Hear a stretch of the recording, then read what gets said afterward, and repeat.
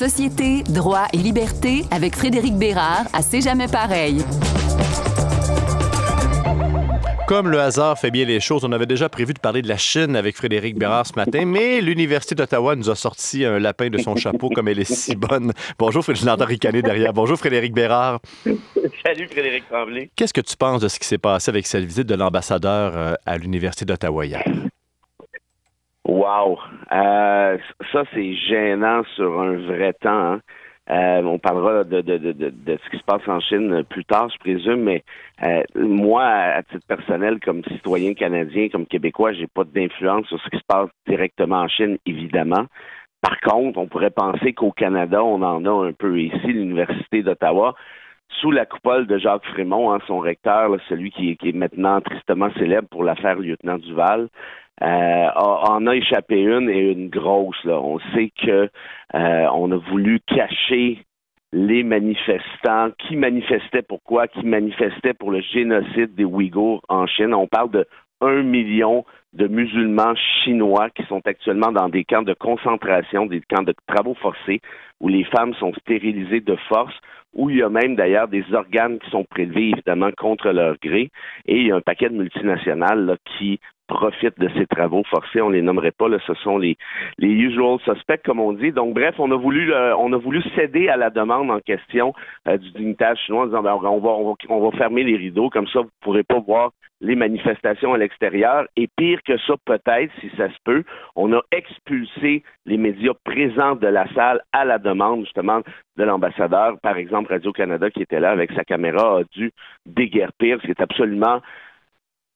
Je vais employer le terme sidérant, Frédéric, là, mais j'en pense pire. Pourquoi? Parce que si on est incapable de respecter la liberté de presse, une des pierres angulaires de nos chartes, de nos droits fondamentaux au pays, c'est-à-dire ici au Canada, pour satisfaire, disons-le, les dictats ou les fantasmes d'un dignitaire du genre, franchement, là, on vient de tomber nous-mêmes en bas de l'autobus, en quelque sorte. Et le recteur s'est excusé à présenter, donc, encore une fois, des excuses. Il a l'habitude maintenant de la place publique. On verra comment ça va rebondir. Mais pendant ce temps, ça continue de brasser en Chine avec des manifestations. Certains disaient qu'on n'avait pas vu de telles manifestations depuis la fin des années 80 avec ce qui s'était passé sur la place Tiananmen. Oui, ben en fait, il y en a plusieurs hein, qui ont l'air de faire ce lien-là, là, des sinologues notamment, là, qui s'y connaissent nécessairement beaucoup mieux que moi, des gens qui sont sur place aussi, hein, qui nous envoient cette information-là. Moi, évidemment, actuellement, les manifestations portent essentiellement, pas exclusivement, mais essentiellement sur les mesures sanitaires qui sont excessivement strictes. Là, je veux pas faire de parallèle ni donner raison à certains de nos manifestants ici là, qui sont allés à Ottawa et autres. Là, je pense ce sont deux réalités particulièrement distinctes. Notamment en Chine, il y a un taux de vaccination qui est très, très faible, particulièrement chez les seniors, ce qui amène le gouvernement chinois à adopter ces mesures qui sont excessivement strictes. Bon, évidemment, on pourrait dire, ben, vous pourriez peut-être les vacciner, là, mais bon, j'imagine que c'est un petit peu plus complexe quand t'es plus d'1 milliard versus ici. Une fois qu'on a dit ça, par contre, moi, j'ai l'impression, en fait, j'ai pas l'impression, j'ai pratiquement la certitude, Frédéric, que les manifestations, de ce que j'ai compris, vont bien au-delà des mesures sanitaires. Hein. La Chine est un État qui frôle qui joue avec la dictature ici et là. Parfois, ils nous disent que non, mais dans les faits, on sait très bien que c'est clair. Il y a 96 millions de Chinois qui font partie du Parti communiste chinois, qui est le parti unique, donc qui est l'essence même d'une dictature. Pensez-y, tu as 96 millions de citoyens qui font partie d'un parti politique. Ça, c'est un Chinois sur 12.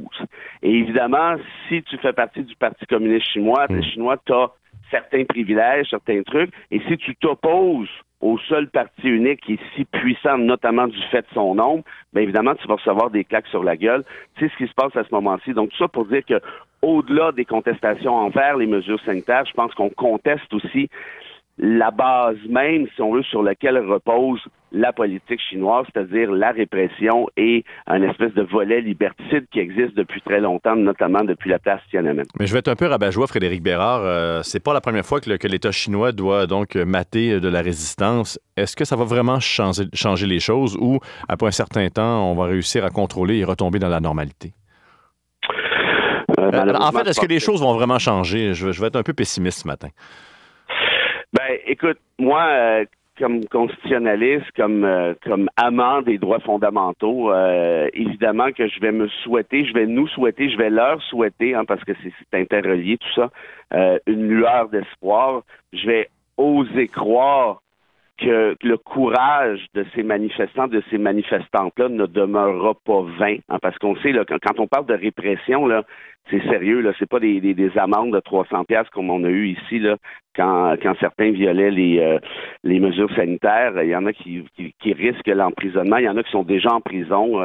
Puis côté violence, évidemment, on est à un autre niveau. Donc, j'ose croire que ça pourra peut-être changer quelque chose, mais si je te dis que j'ose croire, ça veut pas dire que je crois, en vrai dire.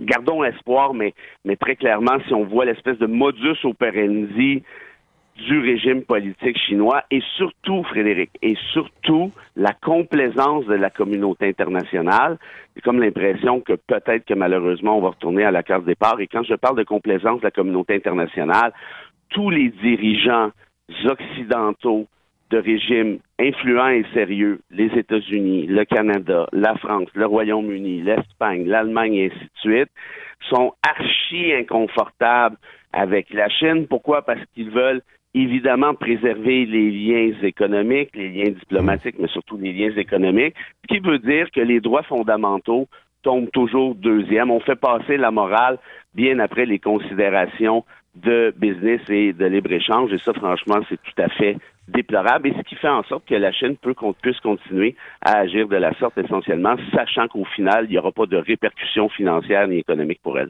Alors là, je prends une sortie d'autoroute pour nous ramener à l'endroit initial. On va retourner à Ottawa. On sait que ça brassait. On sait que les relations entre le Canada et la Chine ne sont pas au plus beau fixe.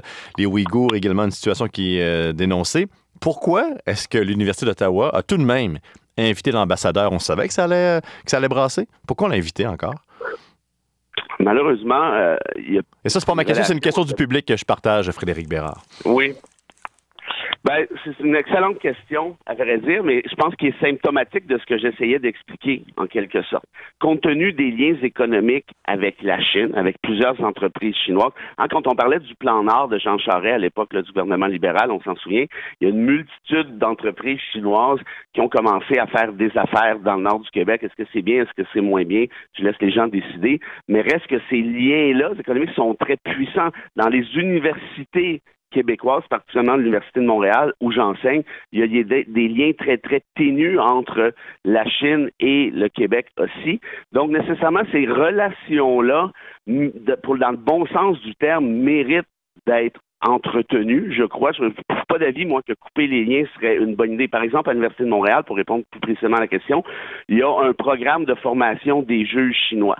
On forme des juges qui vont aller, évidemment, qui sont chinois à la base et qui vont pouvoir, on souhaite respecter certaines règles de l'État de droit par la suite. Donc, toutes ces espèces d'échanges-là sont, à mon sens, non seulement louables, mais nécessaires, mais en autant qu'on respecte certaines conditions. Puis l'une des conditions, c'est qu'au Canada, la liberté de presse n'est pas négociable. Si vous n'aimez pas ça, c'est pas grave, mais on passera go pour votre conférence la prochaine fois. Et en terminant, Frédéric Bérard, on va terminer avec un autre chapitre de notre jeu préféré. Qu'est-ce qui va se passer avec le Parti québécois demain à l'Assemblée nationale? Alors, j'écoute parce que moi, depuis le début de toute la saga, j'enregistre nos conversations. Alors, toi, depuis le tout début, tu n'arrêtes pas de dire qu'ils vont devoir prêter serment, qu'ils ne pourront pas rentrer. Qu'est-ce qui va se passer demain? Ça, c'est le jeu parfait pour me faire passer pour un parfait imbécile. Non, c'est pas ça du tout. Je suis sûr que c'est pas ton intention, mais le risque est quand même assez présent. Moi, la règle est claire, c'est l'article 128 de la loi constitutionnelle de 1867. Tu prêtes pas serment au roi, tu restes à l'extérieur. Là, le PQ dit, moi, je prêterai pas serment, mais vous allez me laisser rentrer pareil, alors que la présidence, à l'époque, c'était François Paradis, leur a dit très clairement, il y a de ça quelques semaines, non, si tu veux siéger, tu dois prêter serment. Puis là, c'est pas, je ne connais pas François Paradis, mais je suis certain que c'est pas de gaieté de cœur nécessairement qui dit ça. Je veux dire, la règle constitutionnelle, elle est précise. Si on n'aime pas la règle, on la change, mais dans l'intervalle, on l'applique. Or, là, le comportement du PQ est un peu, je comprends pourquoi ils le font, évidemment, puis là, on parle encore d'eux, mais est un peu adolescent, en quelque sorte. Là, on s'en fiche de la règle, laissez-nous rentrer, puis on va la changer ensemble. Moi, je voudrais, non, là, si tu veux pas respecter la règle dans l'intervalle, prends-toi une slush poppy aux framboises, l'autre bord de la rue, là, puis on t'appellera quand la loi sera adoptée, si elle est adoptée. À suivre demain. Donc, j'espère que c'est la dernière fois qu'on joue à ce jeu Serment et PQ, Frédéric Bérard, mais c'est un jeu qui est fort intéressant. Je suis pas sûr. Moi, je pense que ça t'intéresse particulièrement. Merci beaucoup, Frédéric Bérard. On se parle la semaine prochaine.